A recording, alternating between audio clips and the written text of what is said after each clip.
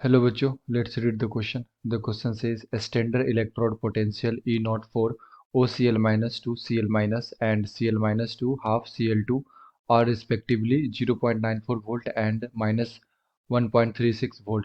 The E naught value for OCl minus to Cl2 will be. तो basically हमें दो यहाँ पे इलेक्ट्रोड पोटेंशियल दे रखा है, स्टैंडर्ड इलेक्ट्रोड पोटेंशियल, एंड हमसे पूछा जा रहा है OCl माइनस टू Cl2 जब रिएक्शन जाएगा तो इसके लिए इलेक्ट्रोड पोटेंशियल क्या होगा। सो फर्स्ट ऑफ ऑल बात करते हैं हम लोग यहाँ पे बच्चों की कॉन्सेप्ट। तो बेसिकली क्वेश्चन आया है कैलकुलेशन ऑफ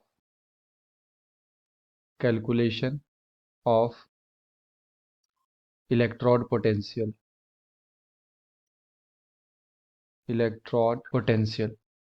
एंड हमारे पास ई नॉट का वैल्यू दे रखा है like OCl minus two Cl minus के लिए।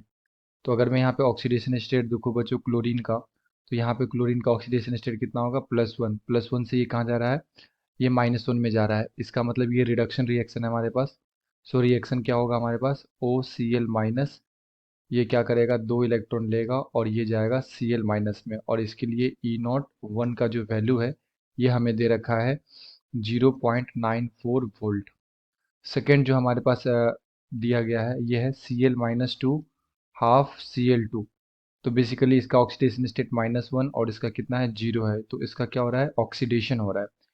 तो ये क्या करेगा, ऑक्सीडेशन करेगा, यानी कि हाफ Cl2 में जाएगा, हाफ Cl2 में साथ में एक इलेक्ट्रॉन रिलीज करेगा, और इसके लिए standard electrode potential E nought of two कितना है, -1.36 वोल्ट। तो ये दोनों का हमें दे रखा है एंड हमसे पूछा जा रहा है O C L minus two Cl2। तो बेसिकली अगर मैं इस रिएक्शन को देखूँ तो यहाँ पे भी +1 से 0 पे जा रहा है। तो यहाँ पे क्या हो रहा है बच्चों, रिडक्शन हो रहा है, चार्ज का कम होना रिडक्शन कहलाता है। तो यहाँ पे क्लोरीन का जो ऑक्सीडेशन स्टेट है ये +1 है और +1 से ये 0 जा रहा है। तो जो हमारे पास रिएक्शन होगा ये होगा OCl माइनस, और ये एक इलेक्ट्रॉन को गेन करेगा और ये जाएगा हाफ Cl2 में, और इसके लिए हमें वैल्यू निकालना है E0 का क्या होगा। तो मैं क्या कर रहा हूँ बच्चों, ये मेरे पास फर्स्ट इक्वेशन है, ये मेरे पास सेकेंड इक्वेशन है।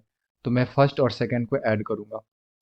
तो मेरे पास फर्स्ट इक्वेशन क्या था, OCl minus +2 electron gives Cl minus, और सेकेंड था मेरे पास Cl minus gives half Cl2 plus electron. तो जैसे ही मैं ऐड करूंगा दोनों को तो ये Cl माइनस कैंसिल आउट हो जाएगा, दो इलेक्ट्रॉन यहाँ पे और यहाँ पे एक इलेक्ट्रॉन, तो एक इलेक्ट्रॉन बच जाएगा लेफ्ट हैंड साइड। तो हमारे पास रिएक्शन आएगा OCl minus +1 electron gives half Cl2। तो जो हमारा रिक्वायर्ड रिएक्शन था ये हम लोगों ने फॉर्म कर लिया, फर्स्ट और सेकेंड को ऐड करके ये हमारा रिक्वायर्ड रिएक्शन था, तो हम लोगों ने बना लिया। तो इसका ई नॉट क्या करेंगे, तो ई नॉट हम लोग लाइक डायरेक्ट कैलकुलेट नहीं कर सकते क्योंकि ये एडिटिव नेचर का नहीं होता है, तो हम लोग को गिब्स फ्री एनर्जी के फॉर्म में लिखना पड़ेगा।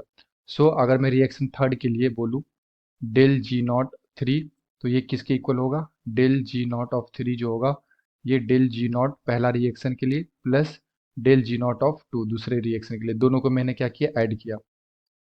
एंड ये जो 3 है ये किसके इक्वल होगा, -NF E0 के इक्वल होगा।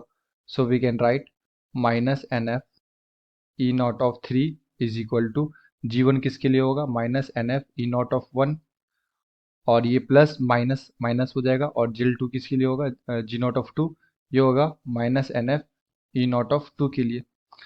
तो यहाँ से मैं यहाँ पे थर्ड रिएक्शन में इलेक्ट्रॉन का एक्सचेंज कितना है, 1, सो यहाँ पे n का वैल्यू 1 हो जाएगा।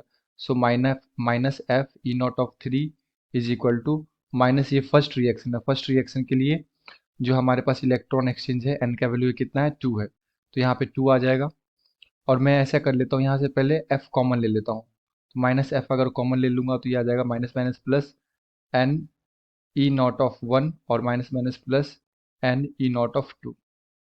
इस तरह से माइनस एफ कैंसिल हो जाएगा हमारा, तो E0 किसके इक्वल आ जाएगा, NE0। एन का वैल्यू कितना, फर्स्ट रिएक्शन में 2 इंटू E0 का वैल्यू कितना दे रखा है, ये दे रखा है 0.94, प्लस सेकेंड रिएक्शन के लिए एन का वैल्यू 1 है हमारे पास, और E0 का वैल्यू दे रखा है -1.36, -1.36 दे रखा है, यस -1.36।